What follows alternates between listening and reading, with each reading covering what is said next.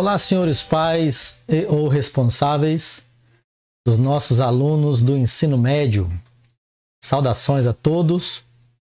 Eu sou o professor Gilberto Souza, sou bacharel em teologia, professor de ensino religioso e estou terminando uma graduação em Ciências das Religiões ou Ciência da Religião, como queira, pela instituição Uninter, do estado do Paraná, na capital Curitiba.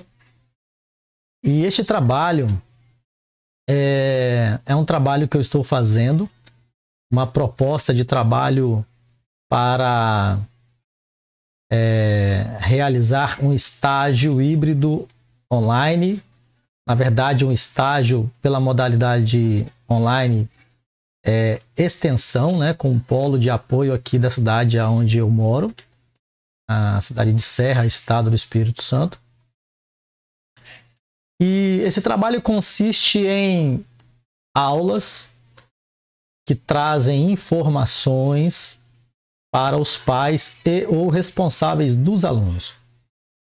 Não seria o caso de eu estar falando como se fosse para os alunos, não.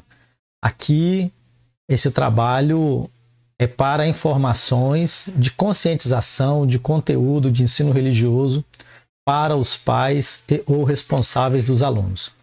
É um trabalho que trará para você, para vocês, informações sobre religiões, espiritualidade, matrizes religiosas, organizações religiosas, líderes religiosos, enfim. É um trabalho muito bom, é um trabalho que não se encontra facilmente na internet, com um conteúdo desses, de informações relacionadas ao ensino religioso, que na verdade também consiste naquilo que os alunos aprendem em sala de aula. Apesar de eu estar aqui falando para você, pai e ou responsável, né? Pais ou responsáveis, também você terá a noção do que os seus filhos estarão aprendendo na sala de aula. E esse trabalho, como eu disse, é para a conclusão do curso, é o estágio, é referente ao estágio para o ensino médio e assim funcionará. Serão entre 8 e 10 aulas, com um período aí básico entre 1 hora de aula mais ou menos. Espero que vocês tenham paciência comigo, mas tenho certeza que depois que você começar a assistir as videoaulas, você não vai querer parar mais, porque é um material muito bom, é um material conscientizador, elucidador também, trará à luz muita coisa das quais os pais e responsáveis não têm noção, né, do que poderia estar sendo passado para seus filhos, netos, enfim, na sala de aula. Mas com esse trabalho aqui ficará muito bem claro e de maneira informativa para vocês. Eu estou usando o material que está na tela de vocês aí, um material didático da Secretaria de Educação do Estado do Paraná, né? E é muito conveniente, né? Porque a instituição que eu estudo é uma instituição lá de Curitiba, por extensão, EAD, semipresencial. No entanto, com a questão da pandemia, se tornou 100% online, inclusive os estágios. E aconteceram mudanças, né, na grade curricular, e ainda bem que essa modalidade veio, né, a calhar para que possamos fazer nosso trabalho sem precisar estar em sala de aula fazendo o estágio como era anteriormente, visto que as escolas estão fechadas e ainda não estão funcionando da maneira que devia. Então, eis aí o nosso trabalho, o nosso material didático, e eu pretendo falar a vocês, passar informações sobre esse título, nesse tema tão importante, ensino religioso, diversidade cultural e religiosa, principalmente no nosso Brasil, ok? Então, eis aí na tela, estarei aqui Estou usando o material em PDF, então estarei rolando, como você está vendo aí, ó. Governador do estado do Paraná, Carlos Alberto Richa, era o governador da época, em 2013, quando esse material foi preparado, né, foi compilado. O vice-governador e secretário do Estado da Educação, Flávio Arnes, diretor-geral, Jorge Eduardo Werkelin, superintendente da Educação, Eliane Terezinha Vieira Rocha, todos que eram atuantes no ano de 2013. Ok, queridos? Governo do Estado do Paraná, Secretaria de Estado da Educação, Superintendência da Educação, Ensino Religioso, Diversidade Cultural e Religiosa, Curitiba, CEED, Paraná, 2013. Ok? Muito bem. Aí estão todas as informações, a apresentação do trabalho, né? Aqui está o sumário. Neste sumário, eu estarei fazendo uso de alguns temas, né? De títulos e temas. Hoje, nesta videoaula, eu quero falar sobre esse tema aqui, ó. O legado das religiões afro-brasileiras. Então, vamos pular já de imediato para a página 46 para darmos início à nossa aula. Muito bem. Eis aqui, ensino religioso, diversidade cultural e religiosa. É o título principal de todo o material didático que estamos fazendo uso. O tema desta aula, o legado das religiões afro-brasileiras. Quem preparou esse estudo nesse material didático foi Valmir Biaca, professor de ensino religioso da Secretaria de Estado da Educação do Paraná, equipe técnico-pedagógica do Departamento de Educação Básica e Associação Interreligiosa de Educação de Curitiba, a Assintec. Ok? Então esse aí é o senhor Valmir Biaca, é professor de ensino religioso da Secretaria de Estado da Educação do Paraná. Então vamos lá. Esse é o nosso tema, o legado das religiões afro-brasileiras. Por que as religiões de matriz africana sofrem tantas discriminações? Uma pergunta muito interessante. Mas muito interessante mesmo. Outra pergunta. Qual seria o motivo destas atitudes de desrespeito? Primeiro, por que sofrem tantas discriminações? Segundo, qual seria o motivo do desrespeito sofrido por elas? Terceiro, por que não recebem a consideração que merecem? Ok? Então, esse estudo pretende responder essas 4 perguntas. Esse é o nosso objetivo nesse estudo, o legado das religiões afro-brasileiras, através do Valmir Biaca. Ok? Então vamos lá. Podemos ver aqui na imagem, né? Crianças vestidas com roupinhas a caráter da religião ou das religiões de matriz africana, né? Afro-brasileiras. Temos aqui a menininha de rosa com um paninho na cabeça, uma outra com a roupinha mais coloridinha, um garotinho aqui atrás, se não estou enganado com a minha visão, né, com um berimbau nas mãos, e um outrozinho com atabaque, né? Então, são crianças que estão aqui vestidas a caráter, representando as religiões afro-brasileiras. Muito bem. Lembrando, pessoal, que eu sempre uso a metodologia de leitura e explicação do texto lido. Ok? Essa é a minha forma de trabalho. Eu adotei ela já há anos e trabalho dessa maneira e acredito que é muito eficaz. Muito bem. Fazendo a leitura aqui agora, no primeiro parágrafo abaixo da imagem das crianças. Um professor em sala de aula, falando sobre as religiões que têm sua origem na África, é interrompido por um aluno que questiona o porquê de tanto batuque durante os rituais das religiões afro-brasileiras.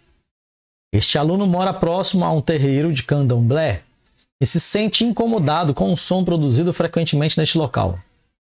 Já outro aluno considera o som nos rituais afro algo sagrado, que deve ser respeitado por todos, o que gera questionamentos na aula. Ok. Organização das religiões afro-brasileiras. Bom, você viu que nesse primeiro parágrafo aqui, o nosso professor Valmir Biaca, ele já levanta uma questão, né? Uma ilustração do professor na sala de aula, quando começa a falar sobre religiões que têm sua origem na África, e logo ele é interrompido por um aluno que se sente incomodado pelo o som dos tambores, né, dos atabaques, dos batuques, durante o ritual na religião ou no terreiro de Candomblé. Já um outro garoto se levanta e diz que deve ser respeitado porque ele considera sagrado. Eis a questão: como deve um professor de ensino religioso agir diante de uma situação dessa e reagir a essas perguntas? Como deve reagir a essas perguntas? Pretendemos responder isso até o final dessa aula, ok? Então vamos lá. As organizações das religiões afro-brasileiras nasceram das tradições culturais trazidas do continente africano para o Brasil na época da escravatura. Os negros tiveram dificuldades de expressar sua religiosidade e, por esta razão, tiveram que adaptar seus costumes e crenças para preservar sua tradição histórica, cultural, né? Hoje, sua crença é reconhecida e respeitada, porém, nem sempre foi assim, né? Já vamos adiantar aqui. Outra coisa, os negros tiveram dificuldade de expressar sua religiosidade e, por esta razão, tiveram que adaptar seus costumes. Bom, por que os negros, ao chegarem no Brasil, por exemplo, e principalmente como exemplo, tiveram dificuldade para expressar sua religiosidade, sua expressão de fé? Porque o Brasil foi colonizado por cristãos europeus, né? Quer seja de Portugal, da Holanda, da Espanha, eram todos, ou praticamente todos, cristãos, né? Provenientes da Igreja Católica Apostólica Romana. Assim sendo, os negros que vieram como escravos. E escravo não tem direito, né? Ele não tem direito nem à própria vida, quanto mais a expressar sua expressão de fé. Então tiveram dificuldade de expressar sua religiosidade. Então precisaram adaptar-se aos costumes e crenças do povo cristão que estava no Brasil e por qual motivo e qual propósito? Para qual propósito? Para preservar sua tradição, para que não caísse 100% no esquecimento sua tradição histórica, cultural, sua tradição de família, de descendência, né? O legado do seu povo, enfim, ok? Seguindo em frente aqui. O Candomblé é a Umbanda, perdão. O Candomblé e a Umbanda são as religiões que mais se destacam no Brasil e são conhecidas como afrodescendentes por apresentarem elementos religiosos das mais diversas religiões da África. O Candomblé pode ser considerado um conjunto de experiências religiosas de manifestações do sagrado por meio de suas experiências simbólicas, de seus orixás, de suas oferendas e de seus terreiros. Já a Umbanda é a mistura de crenças e rituais africanos com outras religiões, como o espiritismo e catolicismo. Tanto no Candomblé como na Umbanda, os ensinamentos sobre a religião são realizados oralmente, de geração a geração. Isso quer dizer que eles não têm livros sagrados, ok? Alguns cultos afro-brasileiros são realizados com oferendas de alimentos como forma de pagamento dos favores recebidos ou como resgate pelas faltas aos preceitos religiosos.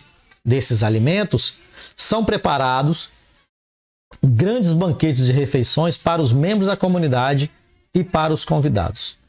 Quem diz isso é Benjamin, 2004, página 33. Ok? Saiba mais. Os orixás são divindades e correspondem à força da natureza.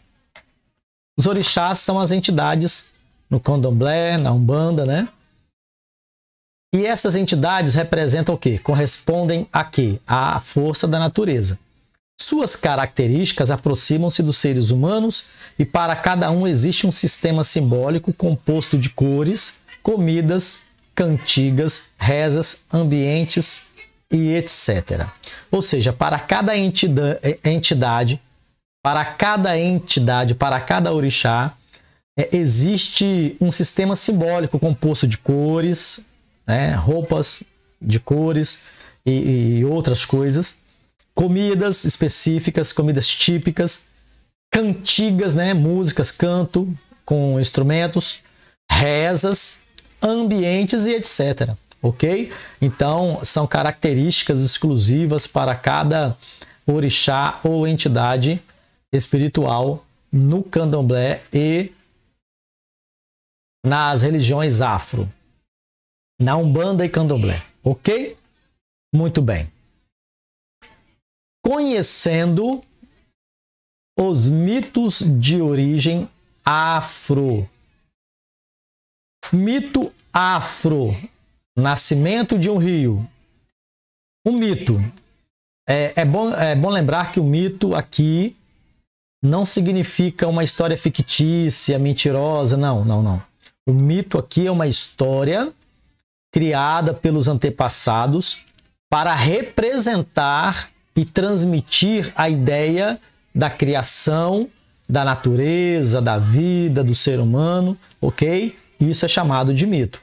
Então não pense, quando eu disser mito aqui, que trata-se de uma ideia fictícia, mentirosa, falsária. Não, nada disso, tá ok? O nascimento de um rio não acontece quando a água brota da terra. Isso para as religiões afro, tá ok? Para isso, existe uma sequência de fatos que desencadeou e influenciou esse processo. Primeiro, Olorum, por meio do Sol, aquece a água dos lagos e oceanos. Oxumaré, com seu arco-íris, leva a água em forma de vapor para as nuvens que ficam carregadas. Essa é a crença das religiões afro. Xangô anuncia com seu trovão que Yansan está juntando as nuvens com o vento mágico que surge quando ela balança suas saias. Quando as nuvens estão todas arrumadas, Xangô lança o Edunará, pedra de raio, né, sobre a terra, avisando que ela, Oduduá, que prepare seu ventre, pois a chuva virá. Ossanê pendura suas cabaças em Irocô para conter o líquido maravilhoso da vida. Um momento sublime acontece. Numa sintonia perfeita de toda a natureza, a chuva cai, trazendo consigo toda a força do céu e alimentando a terra. Odudua absorve todo o líquido e cria um enorme lago no interior da terra, que é o seu ventre. Quando a água acumulada se enche da força mineral, Odudua abre seu ventre e dá vida a Oxum, que brotará do solo e deslizará sobre seu leito, levando vida sobre toda a superfície da terra.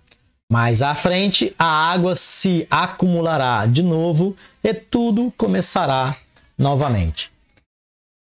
Observaram, queridos pais e responsáveis ou responsáveis dos nossos alunos do ensino médio, como é rica a ideia da criação seja ela da criação do rio, da criação da natureza, a criação da chuva, dos ventos, a criação do homem, por assim dizer também. Viu como é rica esses mitos de origem, né? E como também trazem a ideia da sociedade, para a sociedade, a ideia da criação. Ou seja, este também é um recurso muito usado, é um recurso didático, muito usado pelos antigos, em todos os povos da Terra. É um recurso didático para ensinar para as crianças, ensinar lições sobre a criação da natureza, do ser humano, enfim, dos animais, né, da fauna e da flora.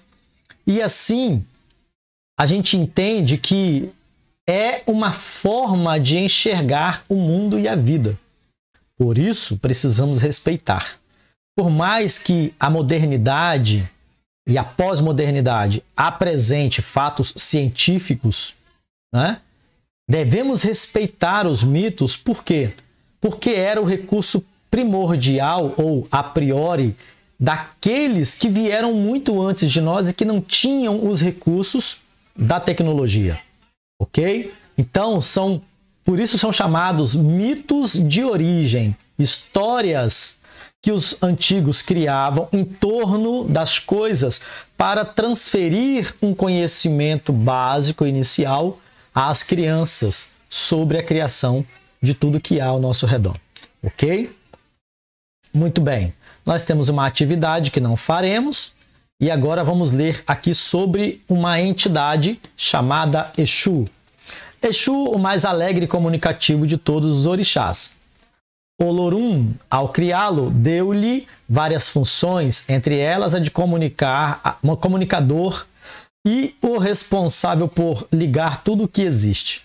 Por isso, em todas as festas realizadas no Orum, significa céu, ele tocava tambores e cantava para trazer alegria e animação a todos. Sempre foi assim. Até que certo dia os orixás acharam que o som dos tambores e dos cânticos estava muito alto e que não ficava bem tanta agitação. Então, os orixás pediram a Exu que parasse com tanto barulho, para que a paz voltasse a reinar. Assim foi feito, e Exu nunca mais tocou seus tambores. Um belo dia, numa dessas festas, os orixás perceberam que as cerimônias estavam sem vida e que ficava mais bonita e alegre com o som dos tambores. Então pediram para Exu voltar a animá-las.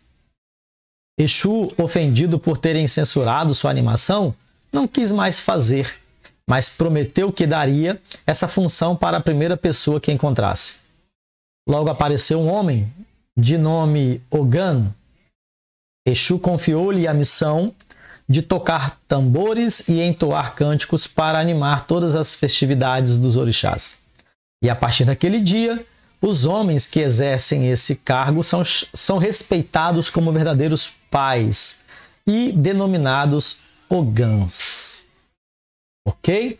Então, eis aí a história, né, desta entidade chamada Exu. Agora nós temos o Logum Edé. Logum Edé, caçador solitário e infeliz, mas orgulhoso. Era um caçador pretensioso e ganancioso. E muitos o bajulavam pela sua formosura. Certo dia, Oxalá conheceu Logum Edé e o levou para viver em sua casa sob sua proteção, dando a ele companhia, sabedoria e compreensão. Observem, queridos ouvintes, espectadores também, que os orixás, eles têm aspectos humanos, né? E aqui vale a pena ressaltar algo que é interessante. Eu, como professor de ensino religioso, sempre digo isso. O ser humano, ele tem dificuldade em se relacionar com algo ou alguém que não seja semelhante a ele. Se fôssemos considerar os deuses ou o ser supremo, a divindade suprema, ou as entidades, enfim, todos como realmente espíritos, como a Bíblia, por exemplo, diz que Deus é espírito, né? O Deus de Abraão, Isaac e Jacó, então ficaria difícil o ser humano se relacionar com ele, porque o ser humano não consegue se relacionar com aquilo que ele não vê, que ele não imagina uma forma para aquele ser.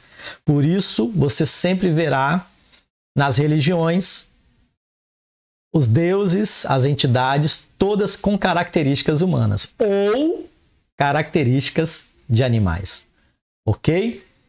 Como, por exemplo, na história de Buda, né, Siddhartha Gautama, a mãe dele se encontra em dado momento da história ou sonha, né, com um elefante branco, que para eles é uma entidade sagrada. Tá entendendo? Então, o ser humano sempre vai criar a ideia semelhante a outro ser humano quando se refere a uma entidade espiritual. Ok? Então, eis aqui, ó, o Exu, como eu acabei de ler, tem forma humana, toca atabaque, toca instrumentos, né, de percussão. Logum Edé, ele é um caçador solitário, se encontra ali com Oxalá, que leva Ogum Edé para sua casa e diz que vai proteger, dando a ele companhia, sabedoria e compreensão. Continuando a história de Logum Edé, mas Logum Edé, não satisfeito, roubou alguns segredos de Oxalá e fugiu. Segredos que Oxalá deixaria à amostra, confiando na honestidade de Logum. Não tardou para Oxalá perceber a traição do caçador. Oxalá sentenciou que toda vez que Logum Edé usasse um dos segredos, todos haveriam de dizer sobre o prodígio. Que maravilha o milagre de Oxalá! Oxalá imaginou o caçador sendo castigado e compreendeu que era pequena a pena imposta. O caçador era presunçoso e ganancioso, acostumado a angariar bajulação. Oxalá determinou que Logum Edé fosse homem num período e no outro fosse mulher. Parte do tempo habitaria a floresta, vivendo da caça, e no outro tempo no rio, comendo peixes. Nunca haveria assim de ser completo. Começar sempre de novo era sua sina. Mas a sentença era ainda nada para o tamanho do seu orgulho, para que o castigo durasse a eternidade. Oxalá fez de Logum Edé um orixá, que aí já é uma entidade superior. Então, agora nós vamos falar sobre o Oxumaré. Oxumaré era um rapaz muito bonito e invejado. Suas roupas tinham todas as cores do arco-íris. Suas joias de ouro e bronze faiscavam de longe. Todos queriam aproximar-se de Oxumaré, mulheres e homens. Todos queriam seduzi-lo e com ele se casar. Mas Oxumaré era também muito contido e solitário.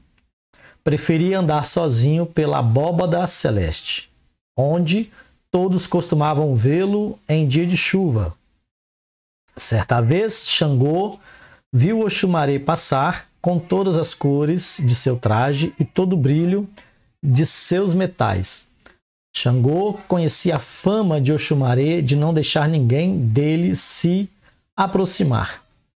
Preparou então uma armadilha para capturar o arco-íris. Mandou chamá-lo para uma audiência em seu palácio e, quando Oxumaré entrou na sala do trono, os soldados de Xangô fecharam as portas e janelas, aprisionando Oxumaré junto com Xangô. Oxumaré ficou desesperado e tentou fugir, mas todas as saídas estavam trancadas pelo lado de fora. Xangô tentava tomar Oxumaré nos braços e Oxumaré escapava, correndo de um canto para outro. Não vendo como se livrar, Oxumaré pediu ajuda a Olorum e Olorum ouviu sua súplica. No momento em que Xangô imobilizava Oxumaré, Oxumaré foi transformado numa cobra que Xangô largou com nojo e medo. A cobra deslizou pelo chão em movimentos rápidos e sinuosos. Havia uma pequena fresta entre a porta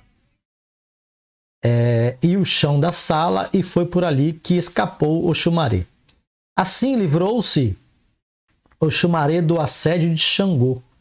Quando Oxumaré e Xangô foram feitos orixás, Oxumaré foi encarregado de levar água da terra para o palácio de Xangô, no Orum.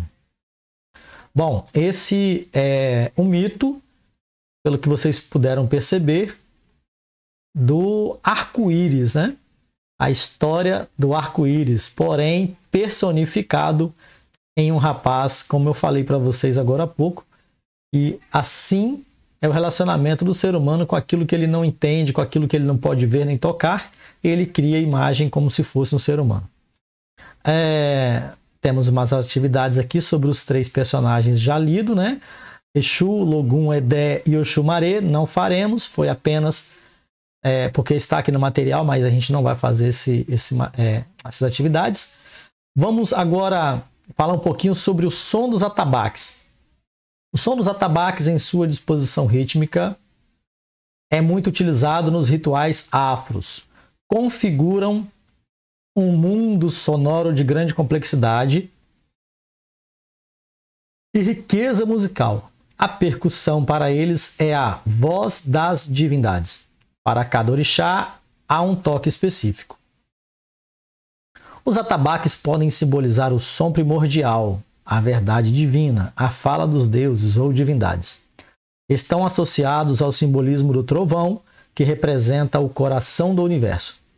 Atabaques são tradicionalmente usados para acompanhar danças em rituais. Eles também representam o bater do coração e, conforme o ritmo utilizado, têm usos diferenciados, inclusive de poderes mágicos. É uma das formas de invocar os orixás nos rituais. Bom, gente, não precisa fazer muitas explicações porque o texto está muito claro, né? Este é o significado dos atabaques, né? Esses instrumentos, que está aí uma imagenzinha na sua tela, que nas músicas é chamado de percussão. São vários instrumentos de pele, né? Dos quais se usam as mãos para bater e extrair sons diversos.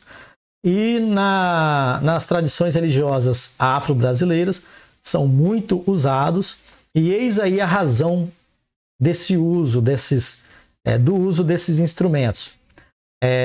A sua disposição rítmica é muito utilizada nos rituais afros porque configuram um mundo sonoro de grande complexidade e riqueza musical. A percussão para eles é a voz das divindades, né?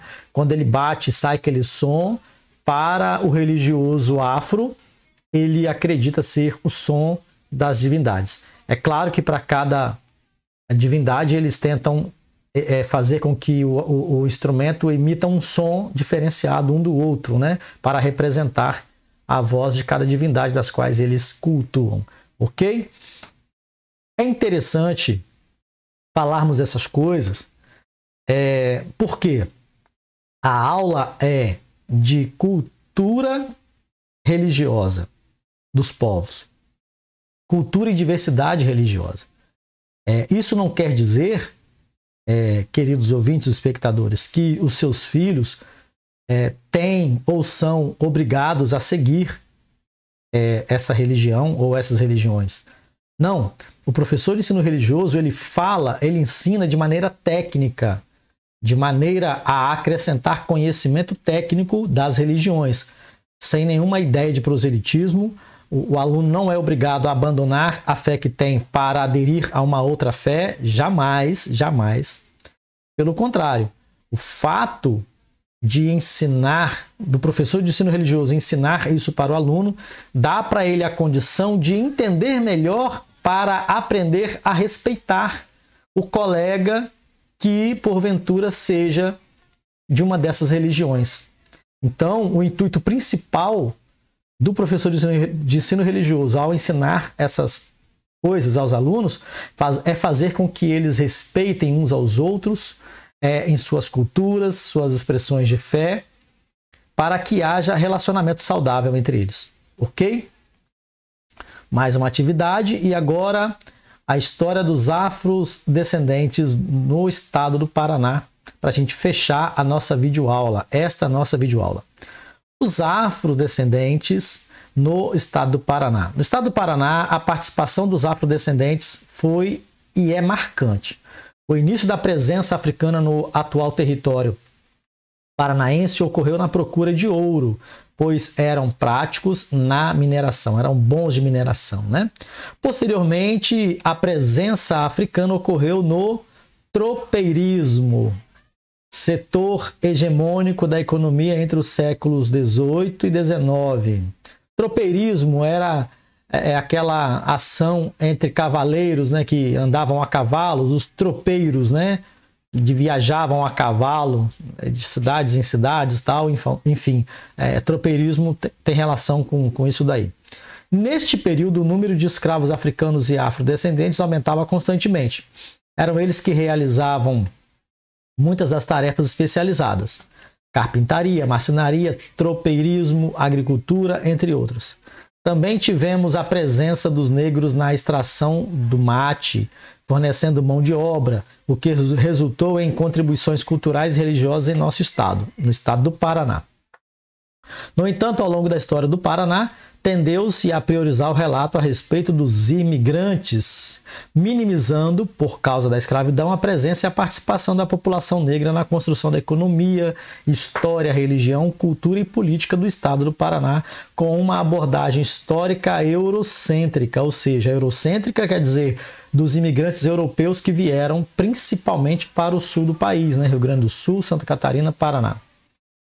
Então, esse processo, ao tentar excluir os afrodescendentes, distorceu valores, conceitos e a própria identidade paranaense, ofuscando um legado que influenciou na formação do Paraná, trazendo consequências funestas como o preconceito e a ignorância da cultura alheia, dificultando o respeito à diversidade cultural e religiosa.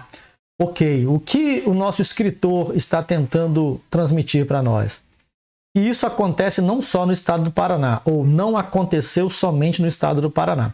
Aconteceu e acontece ainda em grandes partes do mundo, mas principalmente no Brasil, onde a cultura europeia, onde os imigrantes europeus chegaram e haviam negros afrodescendentes naquela região, ficaram rechaçados, ou seja, a história passa a abordar apenas os imigrantes europeus como marcos da cultura que se formou no Brasil, por assim dizer.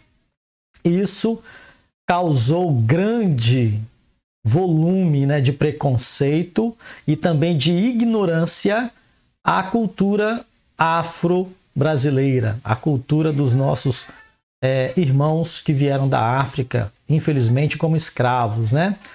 E dificultou o respeito, dificultou e dificulta até hoje o respeito à diversidade cultural e religiosa.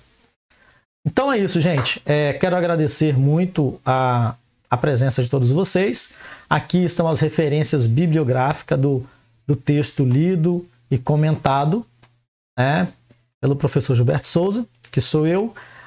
E aguardo vocês para a próxima aula, porque serão entre 8 e 10 aulas. Ok, gente? Até lá, hein?